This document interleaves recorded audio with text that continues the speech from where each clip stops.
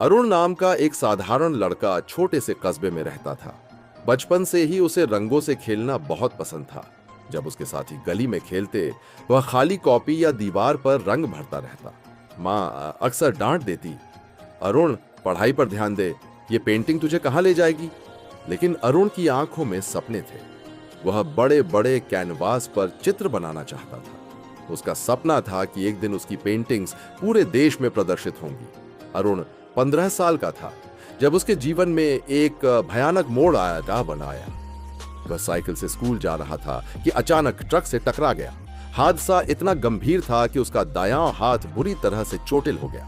महीनों इलाज चला, लेकिन डॉक्टर ने आखिरकार कहा, हमें आपका दायां हाथ काटना पड़ेगा, वरना जान पर खतरा है।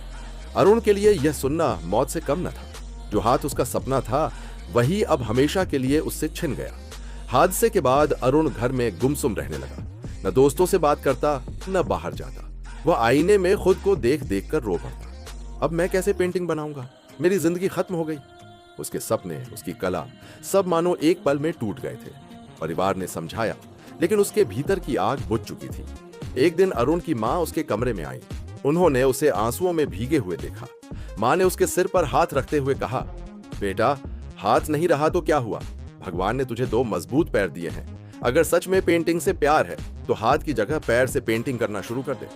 अरुण ने पहले यह बात मजाक समझी, लेकिन मां की आंखों में विश्वास देखकर उसके मन में हल्की सी उम्मीद जगी। अरुण ने ब्रश पैर की उंगलियों में दबाया। शुरू में ब्रश बार बार गिर जाता, कागज पर रंग बिखर जाते, पैर अकड़ जाते, दर्द होता, लेकिन वह रोज कोशिश करता। धीरे धीरे उसकी उंगलियां लचीली होने लगीं। उसने सीधी लाइनें खींचना सीखा, फिर गोल आकृतियां बनाना, और फिर चेहरा, पेड़ पौधे, नदी, पहाड़। कई महीनों बाद जब उसने आईने में अपनी पहली पूरी पेंटिंग देखी तो उसकी आंखों में फिर से चमक लौट आई। पैर से पेंटिंग करना आसान नहीं था। पैर जल्दी थक जाते, कभी रंग फैल जाते, कभी कैनवास फट जाता, लेकिन अरुण ने हार नहीं मानी। वह रोज घंटों अभ्यास करता। कभी वह तकिए पर बैठ जाता, कभी जमीन पर लेटकर पैर से कैनवास पर ब्रश चलाता। गांव के लोग उसे अजीब नजर से देखते और कहते, ये लड़का पागल हो गया है, पैर से भी कोई पेंटिंग करता है। लेकिन अरुण ने सबकी बातों को अनसुना कर दिया। उसके लिए सबसे बड़ा सपना था कला को जिंदा रखना। कुछ सालों बाद कस्बे में एक कला प्रदर्शनी आयोजित हुई। अरुण ने हिम्मत करके अपनी बनाई कुछ पेंटिंग्स वहां भेज दी। लोग जब यह जानकर दंग रह गए कि ये सारी पेंटिंग्स उसने पैर से बनाई हैं, तो प्रदर्शनी में भीड़ उमड़ पड़ी। अरुण को पहली बार सम्मानित किया गया।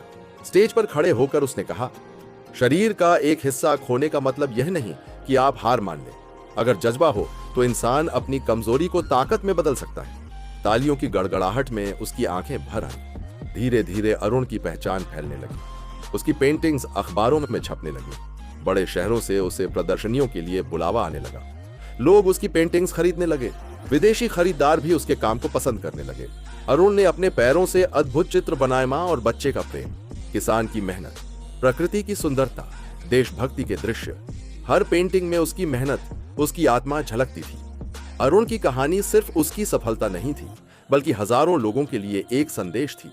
जिन लोगों ने अपने जीवन में हार मान ली थी, उन्होंने अरुण को देखकर फिर से उठने की हिम्मत पाई। स्कूलों और कॉलेजों में उसे बुलाया जाने लगा। वह बच्चों से कहता, बेटा, सपनों का कोई हाथ पैर नहीं होता। अगर मन में जुनून है तो भगवान हमें रास्ता दिखा ही देते हैं। आज अरुण का नाम देश विदेश में लिया जाता है।